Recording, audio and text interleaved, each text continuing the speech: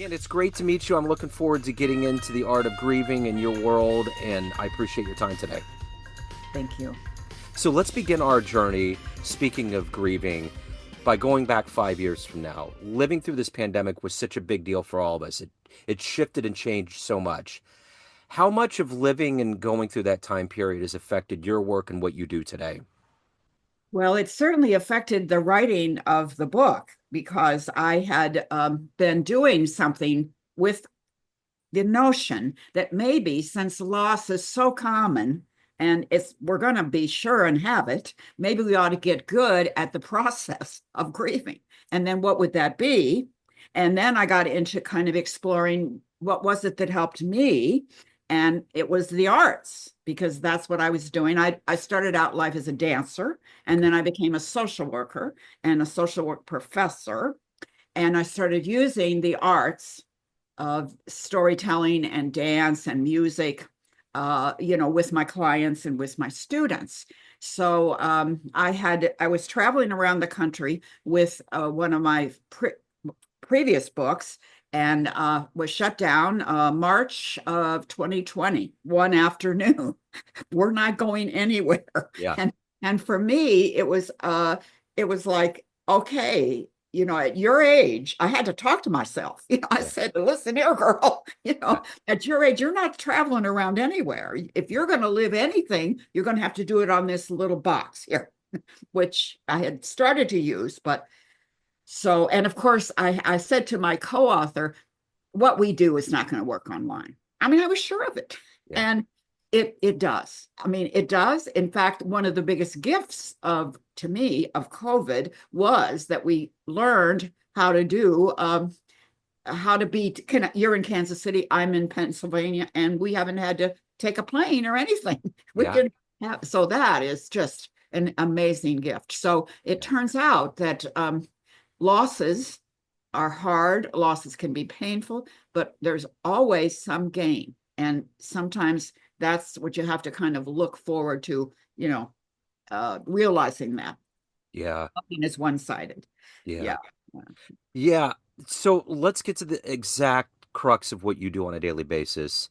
I'm going to put you in front of a bunch of grade school kids. They're third graders. And one of the kids in the back of the room is like, hey, what do you do for a living? How would you explain what you do?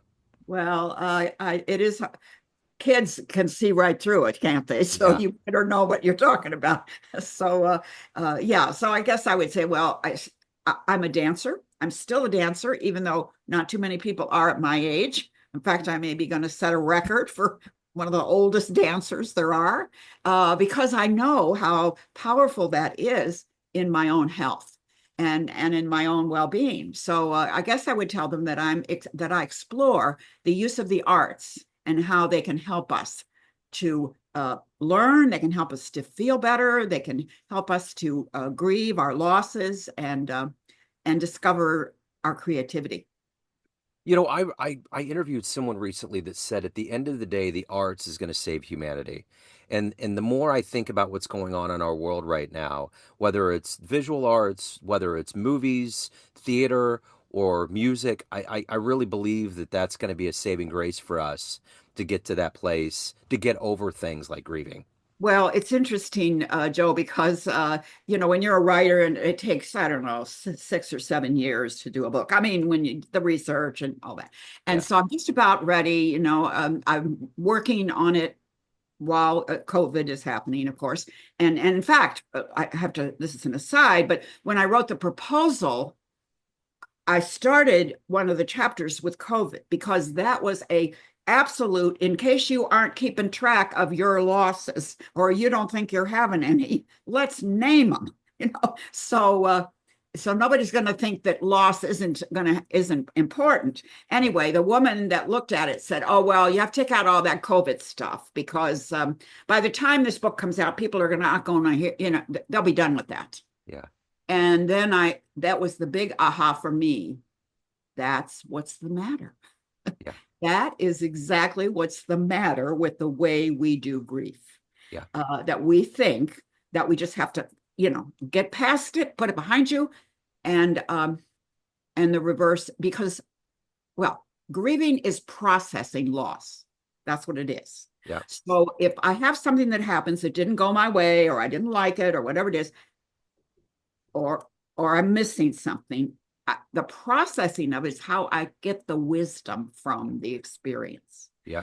That's what I get. So I started using, instead of the stair step model, I call it, where you have this feeling and then you have the next feeling and then you get to the top, you climb the stairs and then you go, okay, well, I'm done. I mean, that's not it. Yeah. Grieving is really a spiral, Yeah. and it comes around. The anniversary of that person's life, or the anniversary of their death, or Father's Day, or Mother's Day. I mean, and the notion, as a dancer, I know this, is that you really, first of all, dance puts us in our bodies. Yeah. We are in, and that's where life happens right now, the present moment. Yeah. And I cannot remember something I was not present for. Yeah. So this is part of what I began to go into, and this notion of what was happening for me, because I was so immersed in the arts. I was using them all the time. I had an improv troupe, and so I thought, what is this really doing for me? So close to when my book was about to come out, I mean, I'm finishing up the last thing. Here comes a book, and it's, um, I'm going to grab it to show it to you. Your Brain on Art: How Art Transforms Us. So as an author, I'm thinking, uh-oh, I've taken too long. That somebody's coming out with my book, because I'm all excited about all of what the arts do in relation to processing loss and maturing us into, not whining about things. And but that isn't what it was. It was the biggest gift I could ever have, because Johns Hopkins University, this was the scientific evidence for what I'm saying in my book. Yeah. So, I mean, what you're saying is we've looked at it in the culture like it's an extra, it's a frill, it's entertainment, which it is. It's all Yeah. of those things, Sure. but we haven't really understood how profound. I know you have a strong interest in jazz, and that that yes and is in jazz, in improv, storytelling, or it's yes and Sure. reduces a lot of arguments. Yeah. It certainly does. It becomes a fullness, it becomes a creative, we're creating something new. Yeah. And one of the things, getting back to what do you do, I mean, it's hard to describe sometimes, but I feel like sometimes what it is I'm doing is I'm helping people connect with the part of them that is smarter than they are. Yeah. And that's that intuitive mind, that Yeah. creative mind. So one of the exercises I do is I have people just move. I mean, just don't even think about it, just move, Yeah. and then wait and see what comes. Now, there's always a topic or something we're dealing with, so that we may have talked about, but then, and I tell them, get ready. You're going to have an image, you're going to have a memory, you're going to have a quote, you're going to have a scene, something, because it's coming from the imaginal side of the brain. Yeah. And that's why it's always like a surprise. Yeah. I say to Absolutely. people, when you're doing it, if you're surprised, you're doing it right. Yeah. So let me ask you this. In my adult life, when I look back at people that I've known in my life that literally veered off course, it's always been because of a death and the way they handled it and the way they processed it. And it can become an unalterable, or it can be a very alterable moment for a lot of people. And unfortunately, in our lives, I don't know that there's a lot of things that are overtly taught to us to deal with death. I remember the first time I felt it really hard was when I was 16, and I lost my best friend from childhood who had chronically been in the hospital, and it hit me hard. But when I kind of came out of that, I was like, I'm going to live harder for him. I'm going to always carry a piece of him with me. Mm. So, my question to you is this: some people get broken by it and they never ever recover.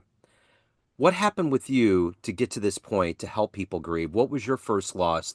How did you process it and get to this healthy place of helping people grieve?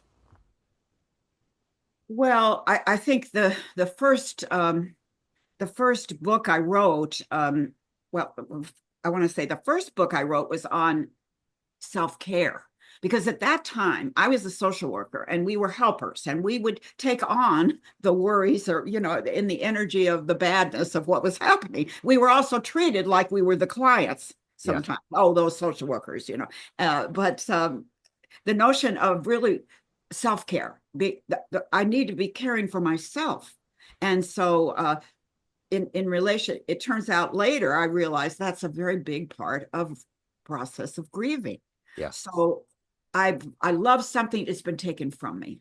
I feel terrible about it. Maybe I'm mad. All kinds of feel. I mean, those stair steps. I mean, any kind of feeling. There's 85 or something. I don't know. That's they've identified. So pick it, pick it, or Yeah. it picked you. But there's a lot of negative things that we feel.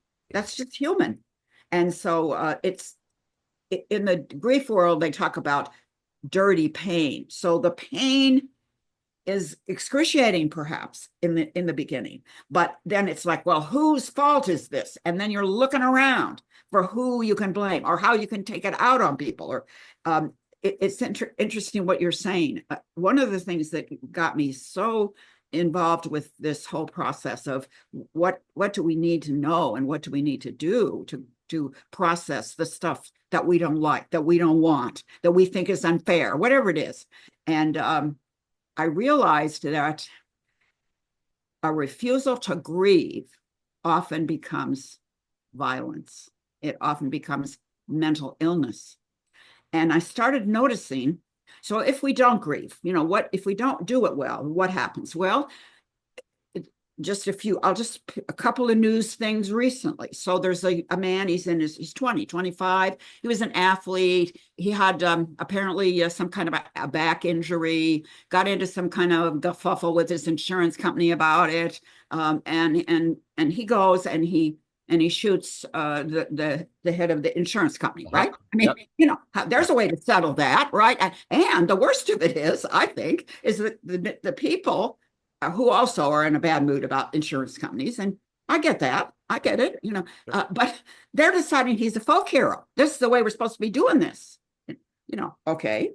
Last week in Pennsylvania, York, Pennsylvania, a guy goes into the ER, takes a nurse hostage, shoots and kills a police officer.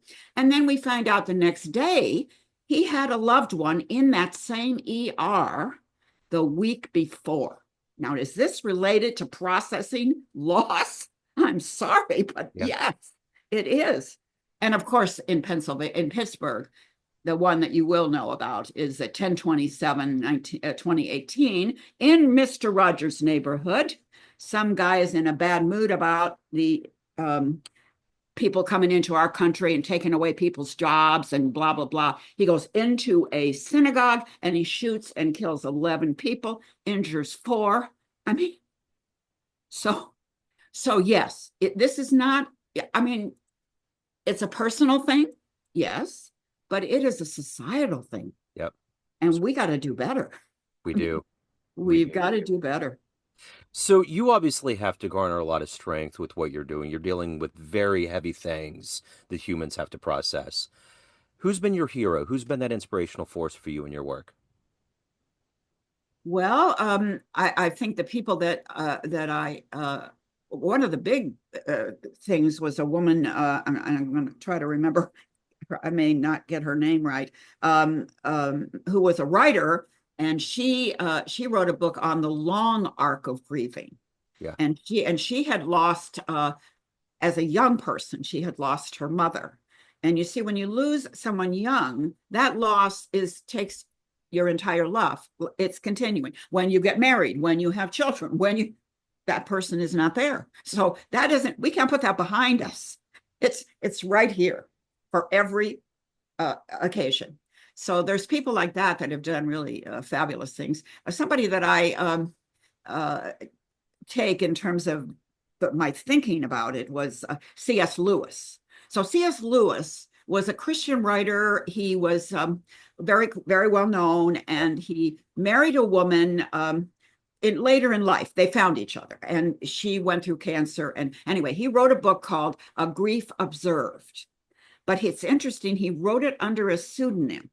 which tells you he didn't want it to affect his reputation. Yeah. He was because it was personal, and he's writing it about what he's noticing in the process. And so he has this notion that everything in grief goes around. You go through something and then it comes around again. Am I running in circles, or do I dare hope I'm on a spiral?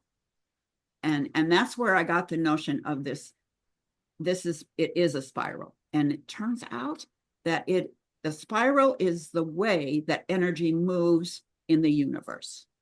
So water going down a drain Yeah. makes a spiral. Coming up, as a matter of fact, it makes a spiral. Yeah. Plants are shaped like the spiral. Yeah. The shells, the cochlea of the ear. I mean, it is interesting. There is stuff that is very consistent and can teach us, how things are.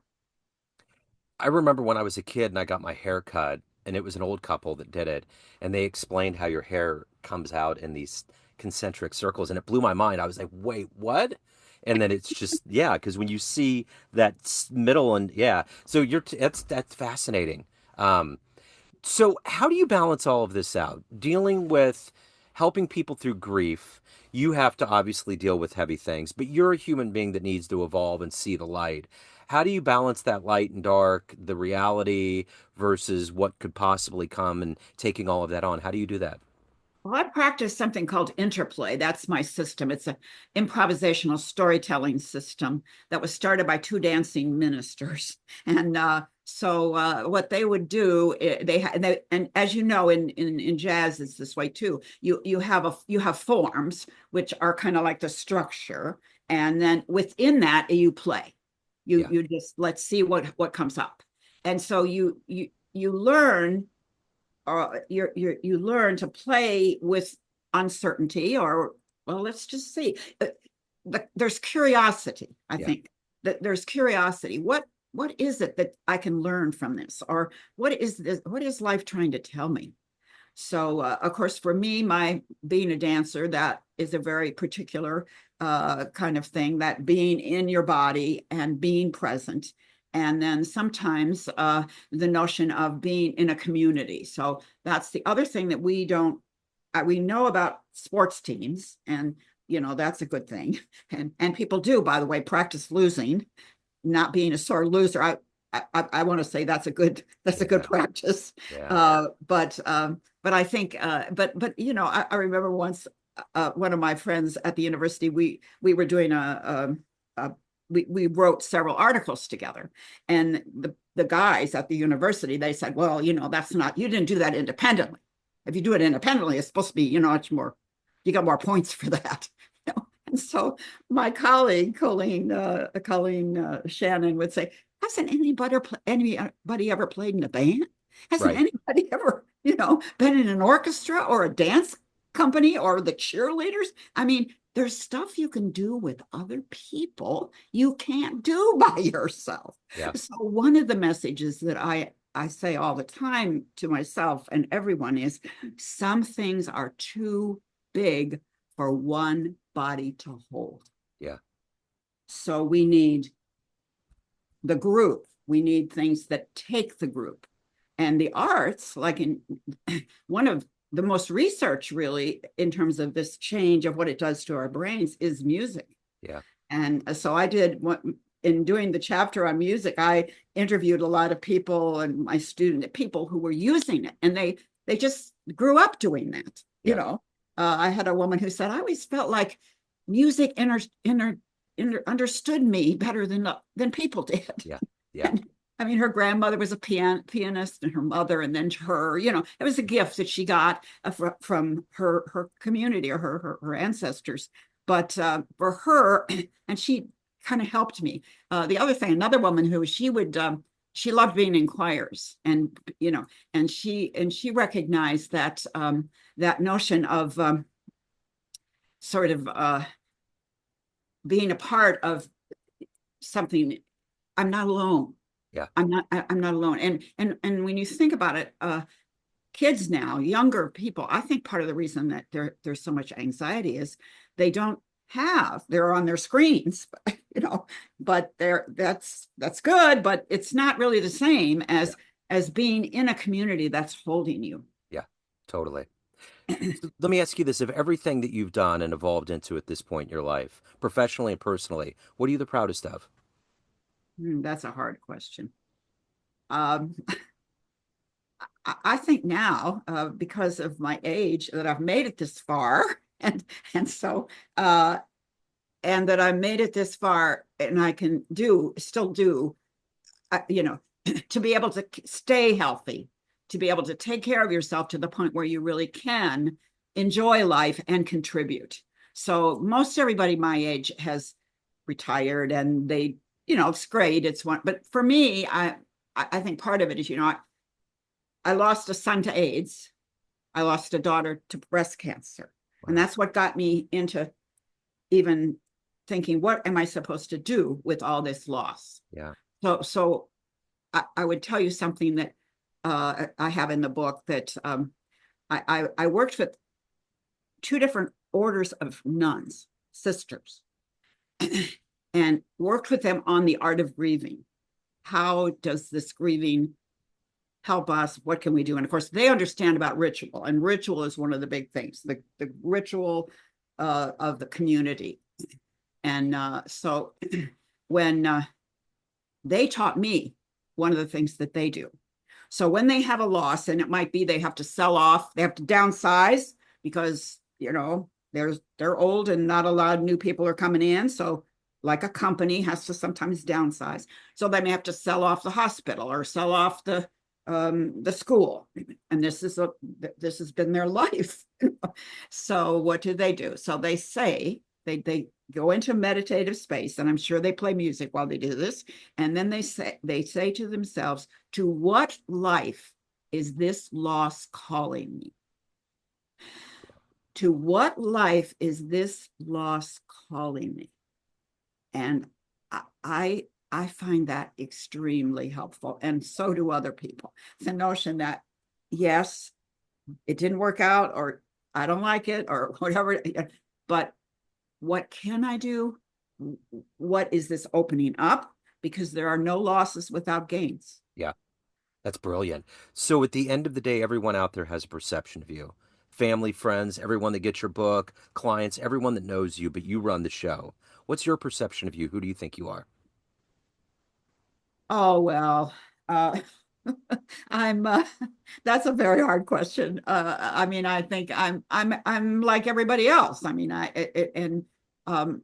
guess I have a lot of energy, which I credit to some of my practices, like dancing every day, and eccentrics. I do eccentrics every day. um, and also I credit the people that I have collected around me, and my improv troupe. I mean, we have been through, let's see, it's almost 20 years that we've been together. I mean, we have new people come in, but the main part of it is, and so it's actually in the research about having a good long life, is to have a community that you have, that knows the backstory, that knows all the stuff that isn't so good, Yeah, like, who do you call when you are excited about something, but yeah, then who do you call when you're not on your game? yeah.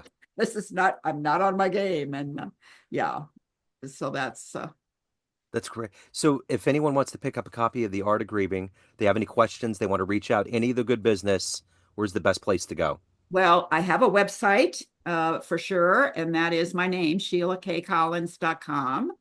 I have my email address is my name, Sheila Collins at yahoo.com. And I also just started writing on Substack. So I think you can find me there, but Yeah. you can get on my list from the website. And then you can I write usually once a week. And on now it's on Substack, but then I have something once a month, so you can keep up with the events that I'm doing. Because right now I'm going around the country doing different things, so Sure. I might be coming to your town. I Yeah. don't know. Sure. Yeah. So, So they can get in there, they can get on your website and figure all of that right. out. What great work you're doing. Thank you so much. It definitely, grieving is as much a part of life as anything else. So thank you for the work you're doing. Thank you for opening up your portal a little bit to us. Well, thank you. And thank you for my being able to be connected to something famous. Yes, absolutely. Let's see where it goes. Thank I you know. very much. All right.